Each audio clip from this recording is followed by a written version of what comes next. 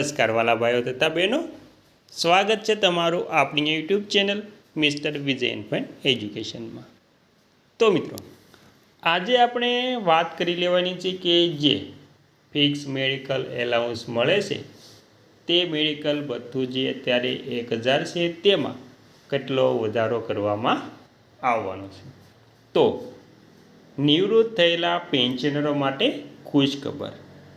ગુજરાત રાજ્યના નિવૃત્ત થયેલા પેન્શનરોના માસિક તબીબી ભથ્થામાં આવતા મહિનેથી થશે તોતિંગ વધારો જાહેર।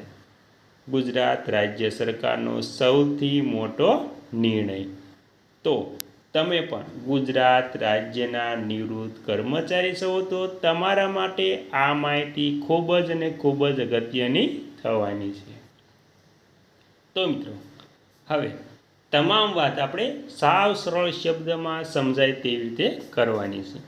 તે પહેલાં તમને એક નાની વિનમ્ર વિનંતી છે કે તમે આપણી ચેનલમાં નવા હોય તો આપણી ચેનલને સબસ્ક્રાઈબ કરી લેજો, કેમ કે આવી કોઈ પણ નવી અપડેટ આવે તે નોટિફિકેશન સૌથી પહેલાં તમને મળી જાય।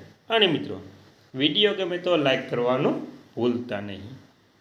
તો સંપૂર્ણ વાત આપણે સાવ સરળ શબ્દમાં કરીએ તો તબીબી ભથ્થું ફિક્સ મેડિકલ એલાઉન્સ, તેને ટૂંકમાં આપણે FM કહીશું। તો તે છે શું?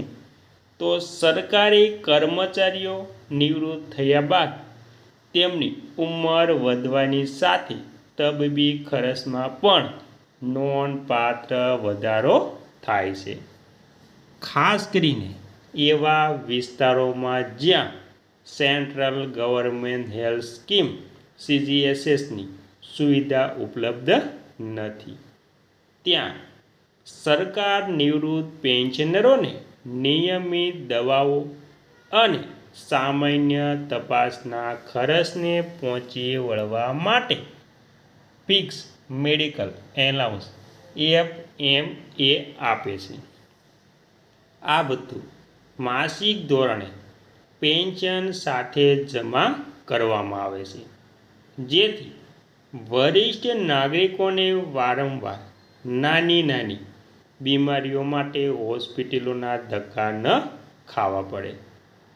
અને FMAની વર્તમાન સ્થિતિ અને પડકારો। હાલની સ્થિતિએ બિન CGHS વિસ્તારોમાં રહેતા કેન્દ્ર સરકારના પેન્શનરોને મળતું તબીબી ભથ્થું પેન્શનર્સ ચેક ₹1000 મેડિકલ એલાઉન્સ રિક્સ ટુ ₹3000 દર મહિને ₹1000 છે। આ રકમ 7મા પગાર પંચ દરમિયાન નક્કી કરવામાં આવી હતી અને છેલ્લા ઘણા વર્ષોથી તેમાં કોઈ સુધારો કરવામાં આવ્યો નથી। તો મિત્રો, આવી રીતે ફિક્સ મેડિકલ એલાઉન્સ છે, જો મોંઘવારી વધે છે તે પ્રમાણે તેમાં પણ વધારો થવો જોઈએ, તેની સાથે સાથે ઉંમરમાં પણ વધારો થાય છે, તેથી તબીબી એટલે કે જે આપણે તબીબી સારવાર માટે પણ તેના ખર્ચમાં કરવો પડે છે, તે ખર્ચને પહોંચી વળવા માટે જે 1000 જે માસિક ₹1000 તબીબી ભથ્થું મળે છે તેમાંથી કાંઈ થતું નથી, તેથી માસિક તબીબી ભથ્થામાં વધારો કરવો જોઈએ। અને મિત્રો, ત્યારબાદ વધારામાં આપણે જોઈએ તો આજના સમયમાં તબીબી મોંઘવારી ચરમસીમાએ પહોંચી છે।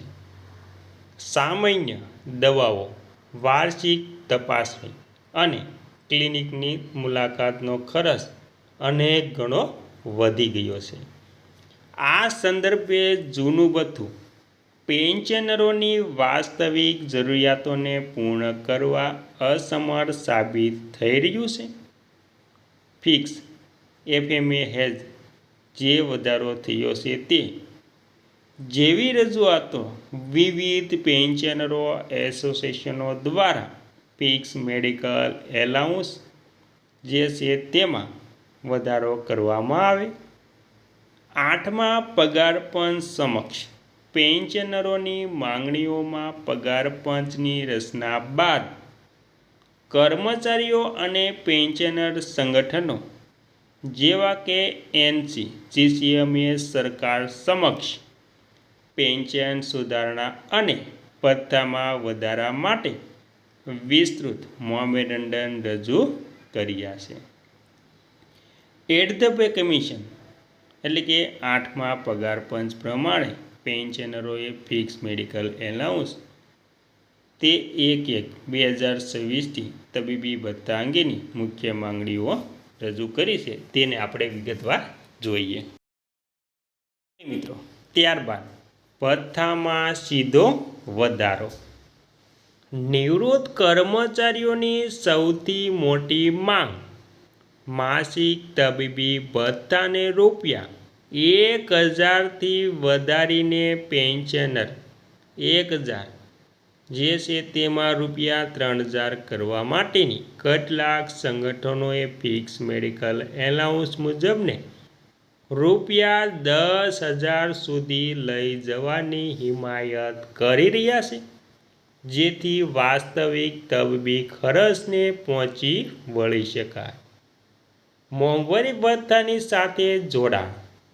હાલના ભથ્થાની સૌથી મોટી મર્યાદા એ છે કે મોંઘવારી દરની સાથે આપોઆપ વધતું નથી.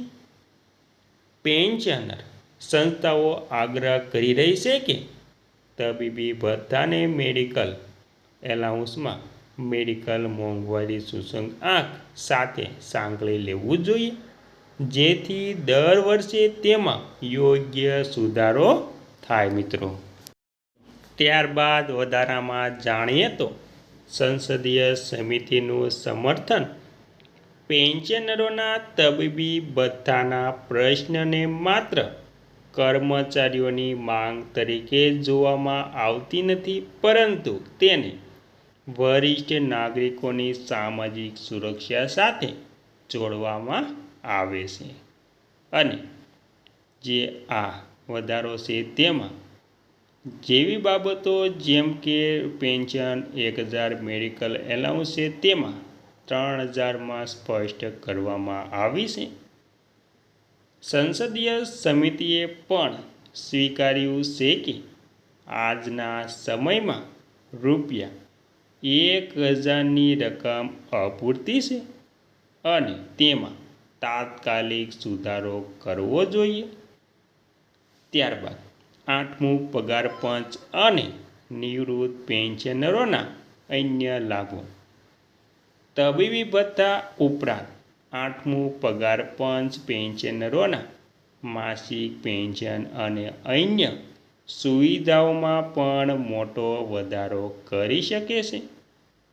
ત્યારબાદ 7મા પગાર પંચ મુજબ જે પેન્શન એટલે કે જે મેડિકલ એલાઉન્સ મળતું હતું તે હવે 8મા પગાર પંચ લાગુ થતાં તેમાં વધારો કરવામાં આવે અને અપેક્ષાઓમાં વ્યક્ત કરવામાં આવી રહી છે કે ફિટમેન્ટ ફેક્ટરમાં ફેરફાર થવાથી પેન્શનરોનું ન્યૂનતમ પેન્શન ₹9000થી વધારીને ₹20,500 કે તેથી વધુ થઈ શકે છે.